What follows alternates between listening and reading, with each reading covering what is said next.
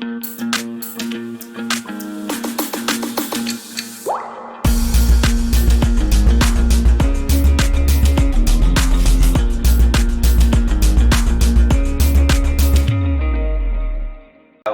to GMA Talk, Global Mission Advocacy Talk, where we advocate and inform people about refugees issues around the world.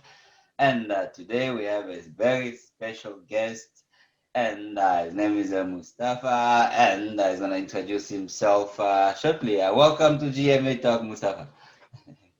Thank you, Jared, and thank you so much for the invitation. Awesome, you are greatly welcome, and I'm very glad that you could make the time to join us this day to talk about the world of refugees and your specific work that you're doing. So without further ado, please tell our audience your name, the organization you work for, and your position within the organization. Sure. So my name is Mustafa Alio. I'm originally Syrian. I have a little bit background in business development and marketing, but also going through the refugee experience myself. At one point, that's what made me kind of shift gears a little bit toward a nonprofit. Today, I work with an organization called Jumpstart Refugee Talent, and this is a national refugee-led organization. We've been in place for about 5 years. Today, I am the managing director for the organization, and in kind of a simple term, Jumpstart Refugee Talent is the only organization in Canada that serves no one but refugees and do nothing but economic empowerment. So we try and kind of, with the economic empowerment, we're trying to focus on two things mainly. One is connecting refugees in Canada with meaningful employment. So trying to tackle the underemployment as much as the unemployment for refugees, but also with the other things that we're trying to connect refugee entrepreneurs with high growth potential ideas and startups, with funding opportunity and investments and all of that. And then we mainly focus on serving refugees within Canada. Okay, awesome. Well, thank you very much for that introduction and a brief highlight in terms of Jumpstart Refugee Talent. So you're already in terms of getting to some of the support or initiative that you help refugees with. So how did the organization start? So we started about 5 years ago, and then how it was kind of an interesting background when the influx of Syrian refugees started coming to Canada back in 2015, because Canada did make basically an announcement and a special case for refugees or Syrian refugees, basically to resettle them at that point with the group. I think at that point the commitment was 25,000, and they brought so far over 60,000. This is not the first time, by the way. A lot of people think that this is, is it only for Syrians? Actually, Canada in 1978 resettled both people in 1951. Actually, also resettled a lot of Hungarians refugees, and Canada has been a country that resettled about 40,000 refugees every single year from all over the world since 1979.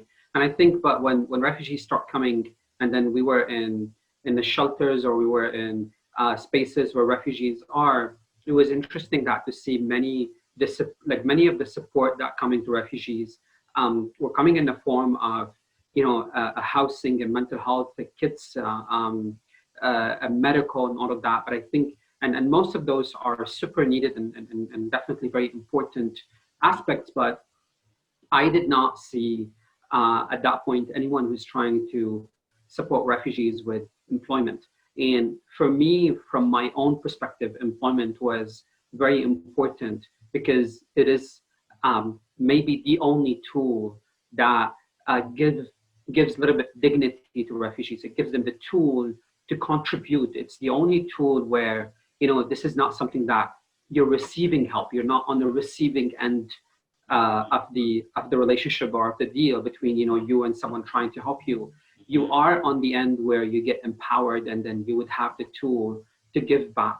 And this is something when we did the volunteering with refugees in the shelter, that was really one of the kind of, the top priority for them is like, even though that they're newly here and then they just got here, some of them even knew about Canada 48 hours before coming to Canada. Wow. They even did not know that they're coming to Canada.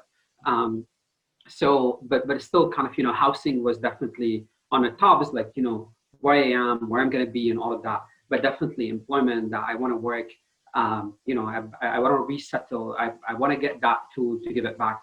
And I think that's where the idea of Jumpstart started. But at the same time, we start kind of, when we start kind of looking around employment and what's the space in there, we also discovered that in Canada, most of the programs for refugees, or basically for newcomers, it comes under the newcomer pot in a way.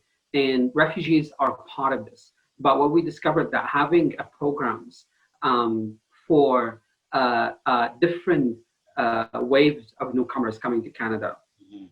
who have a complete different circumstances, would not work. You cannot have like, it's not kind of a one size that fit all. Mhm. There was a lot of lack and absence for a very customized and very kind of programs that fit the refugee circumstances. They speak to their needs and all of that, and at the same time kind of economic empowerment. And that's where Jumpstart started the whole idea. So really just kind of in very nutshell, it was coming from the gap that this doesn't exist, from my own experience as a refugee, and then what employment and what economic empowerment meant to me, and also from the many refugees in there. So that kind of a combination led to the creation of Jumpstart at that point.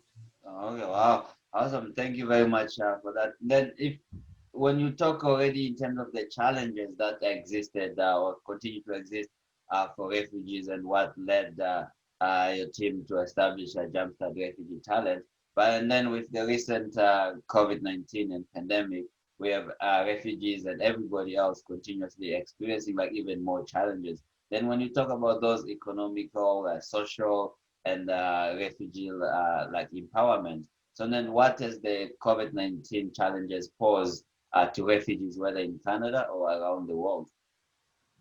I think COVID-19 was, when we talk about refugees, it was very interesting. It was a lot of challenges in different aspects, but at the same time, it was an opportunity to show something that the community knew about, the international community, but they never wanted to recognize, which is the power of refugee-led responses and refugee-led kind of organizations and the initiative of refugees.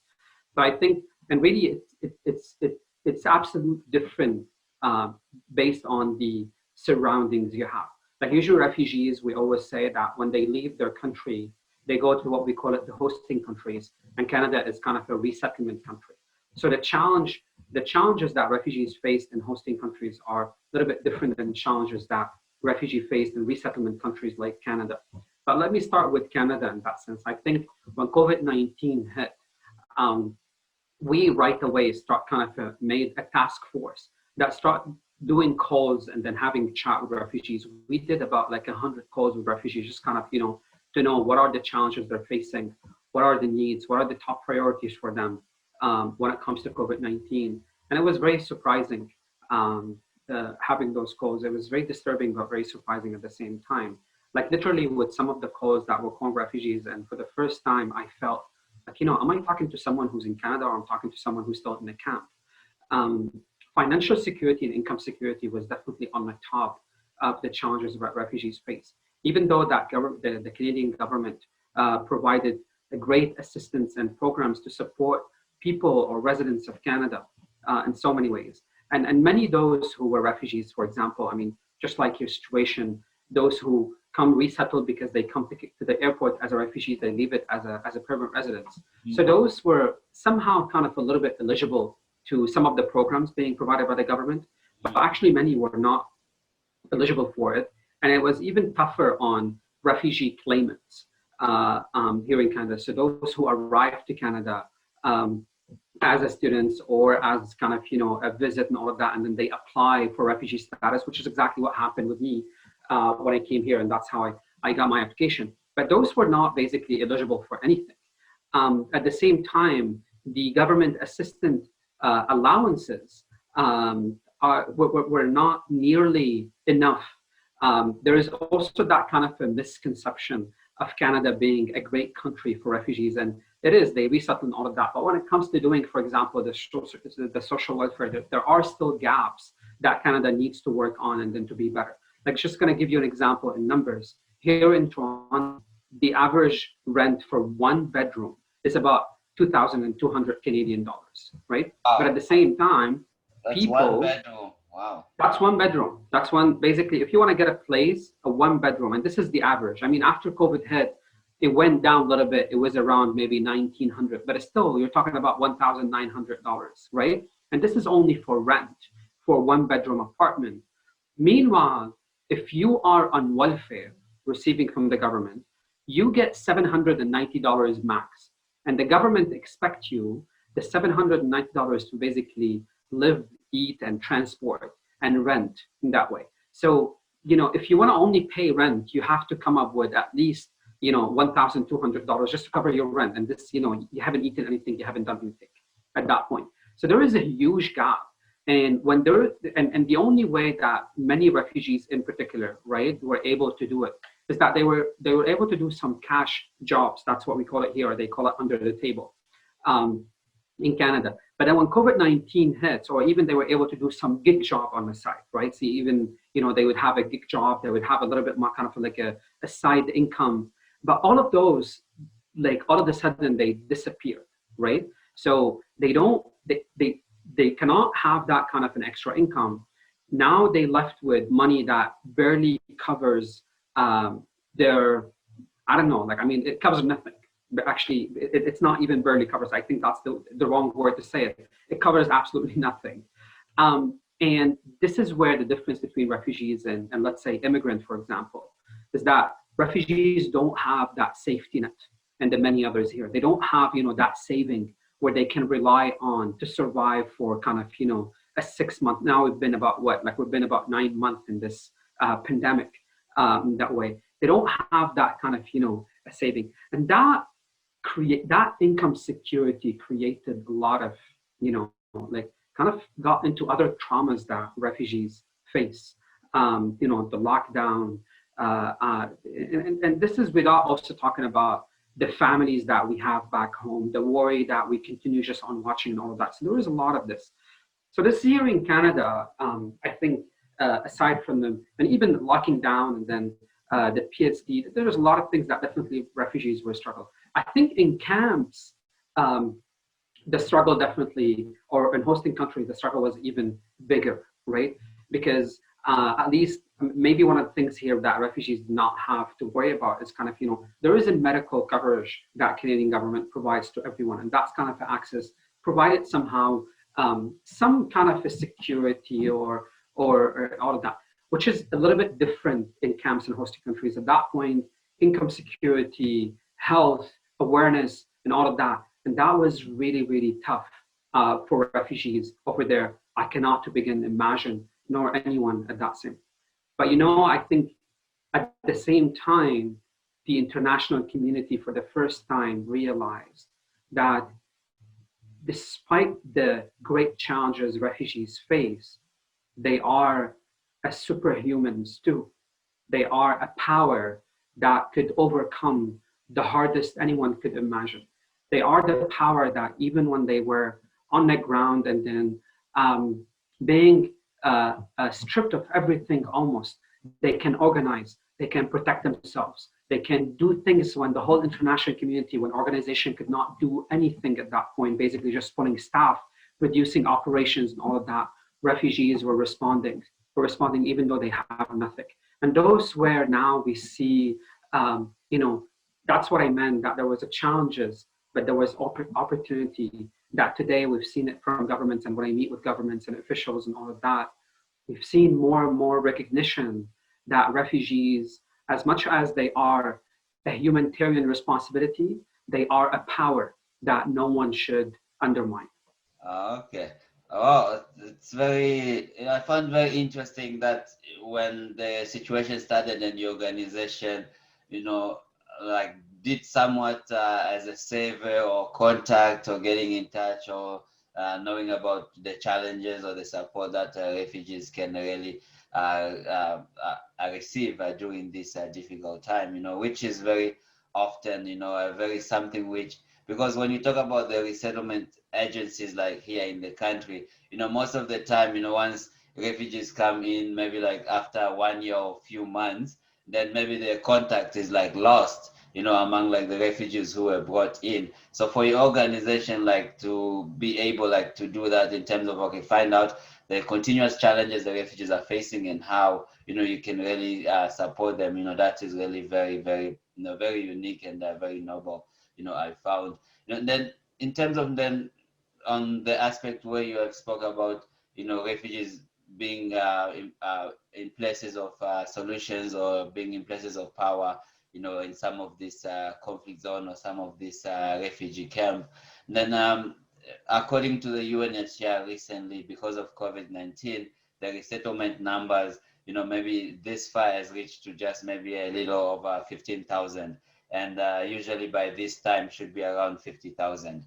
And I believe in Canada recently, according to the research, it's just around 6,000 resettled refugees in Canada recently. So then, but even though resettlement is almost like at a standstill, the conflict, sadly, is still going. You know, people are still dying, people are still fleeing. Then when you look at what is happening in the world, and right now with the pandemic, you know, how can governments and intergovernmental organization ensure that refugees continue to be protected and continue to be empowered and also continue to receive the settlement and resettlement that is much needed?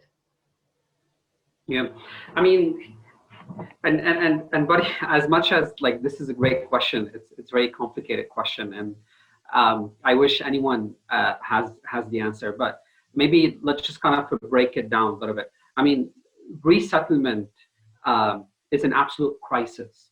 A few years ago, you know, you hear a lot of people, UNHCR and governments and everyone, even advocates, keep saying, "Oh, resettlement is less than 1%, less than 1% of the world population," and they kept on it. They kept saying this less 1% for about 2 years when actually it was less than a half a percent. Actually, it kept going down in a way, right? The last, before the pandemic, the last numbers of the resettlement for refugees, I think it was about 0.4%, right? Which is absolutely nothing. And that kind of, you know, Yeah, was that's very mind blowing for sure, you know. yeah. And then, you know, with the pandemic, I mean, even that 0.4% is not there anymore. I always kind of like statement one of my fellow refugee uh, activists actually say is that the numbers of refugees keep increasing and the number of people who cares keep decreasing in that sense. And I think it's on to us to bring that awareness back. I think how government usually when we think about solutions for refugees and you know as many, so there are kind of you know three big solutions for refugees. The one about repatriation, the second one which is kind of the refugee integration in settlement in hosting countries, and then the resettlement. I mean, repatriation is something that more of a fiction nowadays. That nobody kind of you know it's a dream that a lot of refugees have, but it relies mainly on political will, where you know if those and especially in the West with a lot of powers, if they would ever actually do actions that would provide stability in the region or the global south where most refugees are coming from. But I think this is super political power, things that I don't, you know, unfortunately, I don't think we can do anything around it. It's just in the short term, but maybe kind of slowly something will happen at one point if, you know, we have more advocates and we keep the move going. The second solution is definitely kind of the integration. And I think that's where, you know, there are a lot of gaps and there are a lot of opportunities where we need to kind of, you know, have governments to do more efforts and organizations in allowing at least a reasonable circumstances for refugees when they stay in hosting countries before getting resettlement. Today, many people think of refugees as a temporary thing. So when we talk about camps and all of that, this always implies as a temporary thing. Meanwhile, on numbers, today the average time for a refugee to get resettled in countries like Canada is about 22 years. I mean, the last one, it was about like 20 years. I think it's 22 years right now. Yeah. But then the resettlement is definitely an area where we need and we can do a lot of more advocacy in terms of, ensuring that government continue to resettle refugees, ensuring kind of, by bringing more examples, by advocating and knocking the right doors. Canada, I always say, and even, maybe as an advocate to try to integrate, and this is a more, I feel sometimes responsibility on people like you and I, who were resettled already in Canada, right? And then at that point, it's on us to try to do more efforts and responsibility, not to forget those who are still behind, and to advocate within the government that, like you're doing good, but you can always do more. You can always do more in that sense. And I think maybe one of the cool things in Canada, and I hope others will do it, is really trying to rely on people. In last year, when Canada was the most resettled country, it was only $28,000, which is not a big number. I mean, while people were celebrating great, Canada was the #1 country that resettled refugees, it was sad, man. It was sad that 28,000 or 30,000. This is the biggest number of resettlement in the world. But we hope that Canada can do more. We hope right now with what happened with the U.S. election. I mean, Biden already announced that if, once he gets in, so he will come back and to do 120,000 resettlement to the U.S., because the U.S. used always to be the biggest number. It was like in 100, 110 now. And then Trump brought it down to 10,000, 15,000. But now, hopefully Biden will bring it back to 120. We can do more. Government can do resettlement. Like a lot of people think that because of COVID-19, they can put procedure in place. It's exactly like if a Canadian citizen come back, so they have to quarantine, they have to do it. So, I'm not saying it's going to be easy, but it's absolutely not impossible, and it's very doable, especially that as much as refugees are in need, and that's a very important point, as much as refugees are in need for government to resettle them, countries like Canada are also in need for refugees to come and grow, to get. This is an Asian country. That's a country that could fit over 100 million people, and we only have 38 or 40 million, like to the max of it. Yeah. So we need more immigrants. This country is built on the shoulders of refugees and immigrants. So people also need to understand when we go and we advocate that, we're not advocating only for humanitarian things. We're advocating for something that is good for Canada and for other regions too. Yeah. Oh, wow. I just, so much I love like the way you put it, especially on that aspect, for those people who have gone through the experience and the story of being resettled as a refugee or living in a refugee camp, indeed we are called upon, and more is required, to continuously advocate, for refugees, that and the situations are happening around the world. And especially also the point where you say, in terms of like in need and the solution of that, Canada can offer and elsewhere, because when most of the time when people think about refugees, because you and I, we advocate in terms of, the refugees are not burdens, refugees are solutions, refugees are beneficial to the community. And that is what of the people do not comprehend, that, when a country receives takes in refugee, indeed, it's a humanitarian gesture the country is doing, but also it's a huge and great investment, that the country is doing in the long run, which is also something is missed, especially also when you look at the recent Canada immigration announcement numbers and the COVID challenge, and also the population growth, right? So that is like the more reason to ensure that, and make available more room, to take in refugees around the world, And sometimes language is really important. I think even on us advocates and many people working in the humanitarian sector, they always miss the point where to talk about refugees as a solution. It's always kind of, and sometimes this is kind of, what I call it more of the white privilege or the saviors, it's always kind of, I'm going to save those people. No. I mean, trust me. Yeah, you're saving them, but they're saving you in return. Like when they come to your country, and that's the whole point. When they come to your country that is, aging, you have no kids in it. You don't have a young. Actually, there is an interesting stat, and by the way, in other countries like way worse than Canada. But in Canada, there was an interesting stat that in '84, for every retiree, there were 4 full-time workers. In 5 years or 10 years from now in Canada, for every retiree, barely you would find 2 full-time workers, right? So Canada bringing those people, and refugees are the most resilient, one of the hardest workers ever, the most loyal. They've been through 100 of things that make this piece of cake like them when they come here where they can strive. They build businesses, they hire others, they contribute to the economy, they revive communities. And all of those, right? Yes, you are saving me to bring me, and that's, and thank you for this. But in return, I'm saving you, I'm saving this country. And this is, talking about Canada. Imagine Italy, it's losing about 20% of its population. Imagine Japan, that's going to lose about 30% of its population soon. The West world is aging world, is always in need of those people. So maybe the language and this is what we miss a lot of the language. Sometimes it goes like, oh, please resettle refugees. Oh, please kind of help them or save them and all of that. You know what? I think sometimes the language is like, save yourself.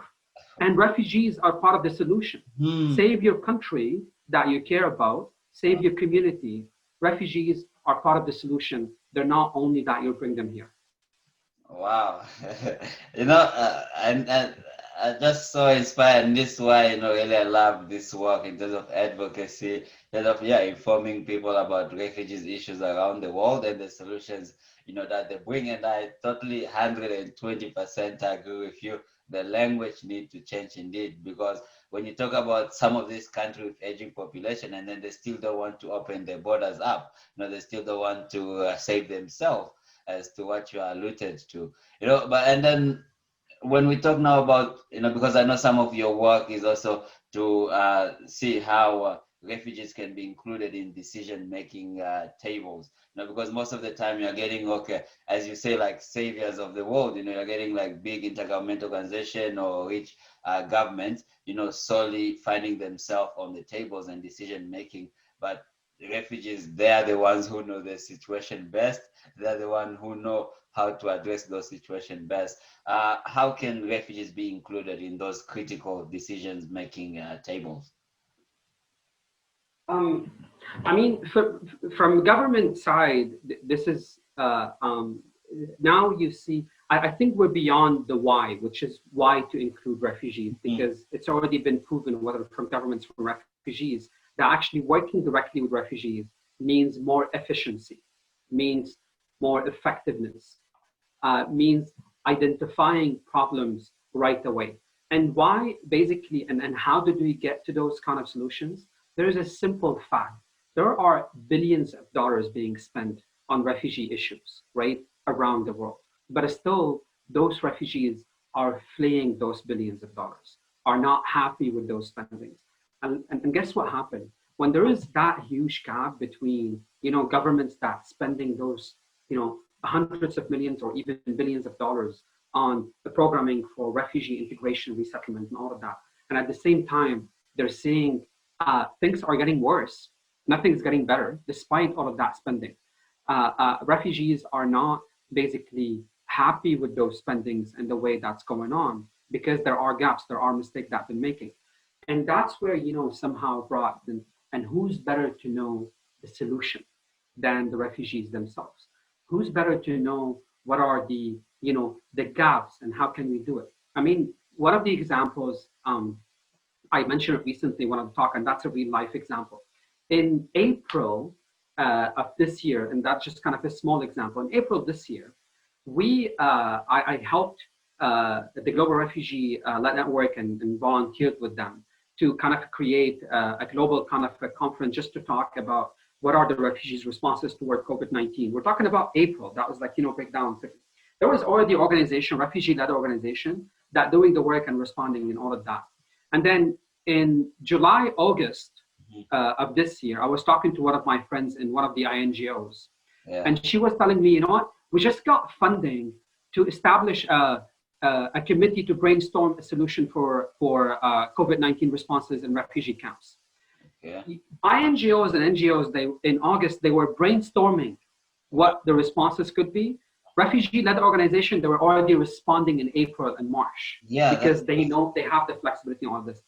Governments today know that. Wow. Now we're building a little bit the cases, or kind of, they realizing that need. And this is not to say that we should, eliminate the INGOs and NGOs and UNHCR. Those are very important. The work and the response will not be possible without them. But then the inclusion of refugees, what's the missing from it? The inclusion of those, because when you include refugees, you guarantee a better solution, you guarantee flexibility and effectiveness. And you know what? The most important thing, you guarantee a legitimacy.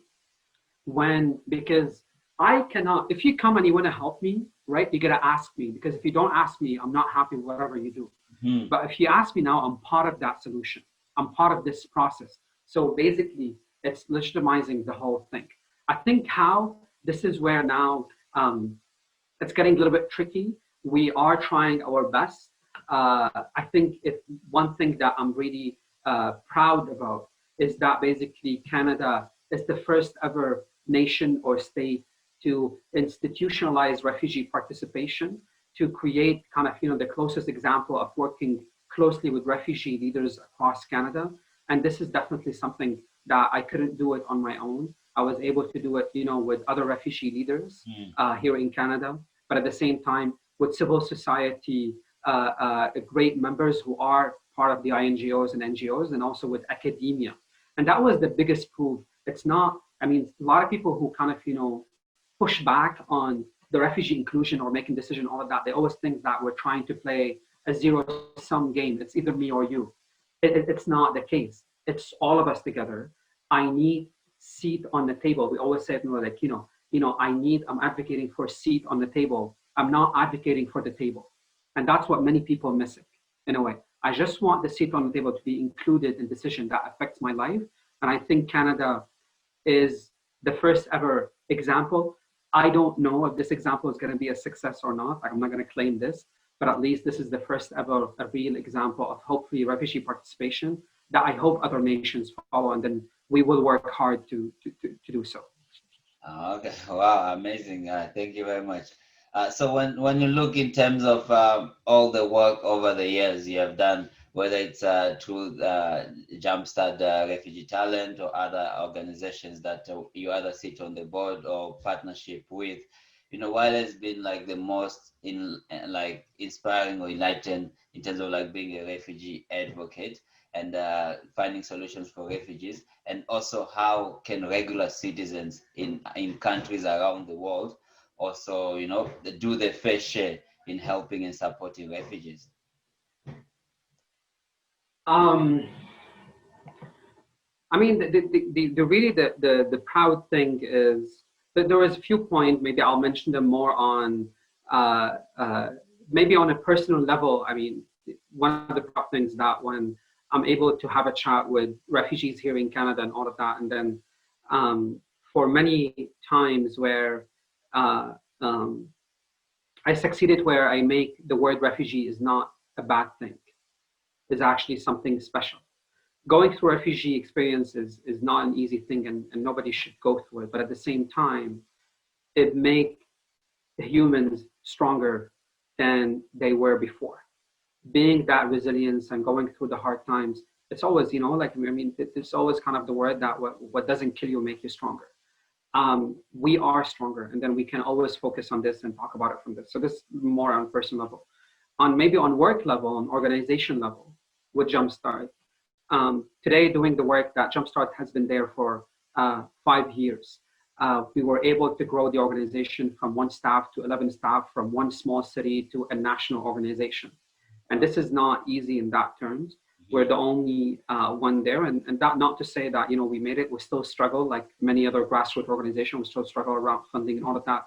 But we're able to do something, and then we're able to be a well-known organization nationally or globally in some areas working on refugee economic empowerment. And actually today, doing the work that we're doing, every dollar invested in Jumpstart, in the work that we're doing to place refugees and to economically empower refugees, because of that economic empowerment of refugees, every dollar invested in Jumpstart today, we're giving Canada and Canadians $4.6 back in tax saving contribution. This is the social return on investments.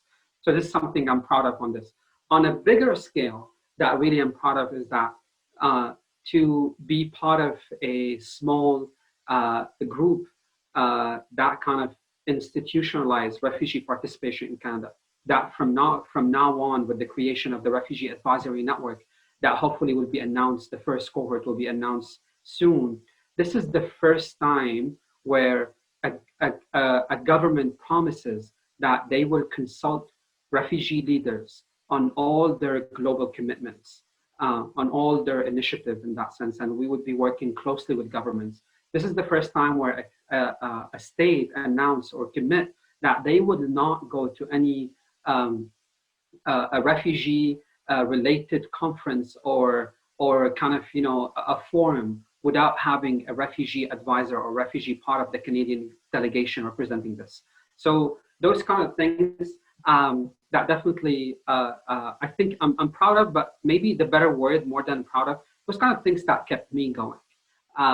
Sometimes achieving success, it's a good thing because it just kind of gives you a little bit of faith.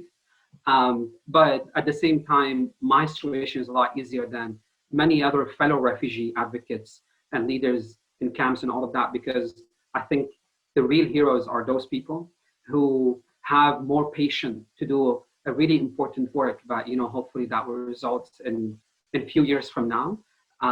But this is kind of in general. I think the other part is that what people can do just as a regular citizen, all of that, I think people can do really a lot with very minimal things. I always say, like, when having a social media post to show refugees as a solution, this is a big thing to do. Raising your voice every time you see a panel or a discussion or a meeting or kind of around refugees and you see no refugees, just simply don't go. I always put it in a way, imagine that there is a conference or there is a talk about women empowerment and you go there, you see no women in it, right? And then people is like, what are you talking about? Unfortunately today, this is still happening for refugees. I mean, the last Global Refugee Forum, many people don't know, this is a refugee forum that literally affected the lives of people, of refugees themselves. There was 3,000 people attending the forum. Only 70 of those were refugees, basically. Wow. So less than 2%. And there was a celebration. There was a celebration that, oh my God, this is the first time we have 2% refugees in a refugee forum, right? Wow. That was a celebration. Percent, Yeah. Again, like that, the first shock is that there is only 2%, which is 70 out of 3,000. The bigger shock, there was a celebration. Oh, for the first time, we're having that many number of refugees in a refugee forum that literally make a decision on people's life. Well, like that's very mind-blowing, and there's so much we can talk about, because as people who are both passionate about such advocacy work and just doing our fair share, in speaking up and also informing people about day-to-day refugee situation, really. And it's really amazing to speak with you and to really learn about the work and the advocacy you do and the organization. Like, really, I just greatly appreciate. And in terms of now bringing everything to the table, like bringing what we have spoken about, on this very richful and informative conversation, is there anything that, I didn't ask or I forgot to ask that you would like, to highlight in terms of any or your organization, yourself, or even the work, or what people out there or government should know? Yeah, I mean, maybe for governments and people and IGOs and maybe funders and foundations, is that my ask, hopefully, that more and more they understand and they realize the importance of working in a meaningful and equal partnership with refugees, for refugees, especially those in the way to do it. If you're doing and then you're working and you're funding and you're advocating for refugees, you got to do it with refugees. And part of that is empowering refugee-led organizations, empowering refugee leaders and initiative and all of that. You know, realizing and understanding that, yes, they do have a lot of, let's say, needs, and there's a lot of humanitarian aspects into it.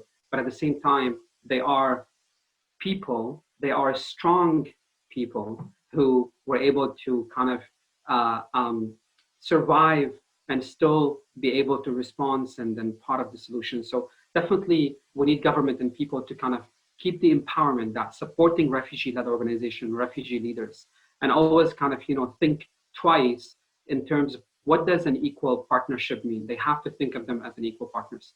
Maybe the last thing for refugees is that we should not underestimate the power we have at that point. With the we remember that the INGOs, NGOs, and many people when they come to support us or help us, I mean, I don't like the word help, but to support us and do the work. This is also, they're doing it for also a good return for themselves, for the countries and all of that. At the end of the day, if anything that's been proven to have a safer place collectively, you have to work for the collective people in there. That means refugees should not underestimate themselves. When people come to help us, there is something in it for them. And then at the same time, we need to work with them, but also we need to be firm and strong in terms of that. We have to be included in that process. We're not weak. And I think we know that, everyone knows that deep inside. We are stronger than anyone thinks in that way. And we need always to kind of realize that power, stand up for ourselves, and not kind of, you know, doubt or underestimate the power, the knowledge, the experience, despite all the challenges that we go through. Okay, wow, amazing. Again, thank you very much for your time, and I really appreciate having you on, Mustafa, today, and you know, to talk about refugees in Canada and around the world and the challenges and you know, the solutions that refugees themselves bring to the table. And to our great audience, our great viewers, please don't forget to subscribe on GMA Talk, and stay tuned for all information and updates on what is happening with refugees and on refugees around the world and in Canada.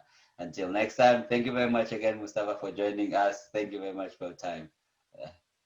Thank you so much, Jared, and thank you everyone for watching and for the time. Take care.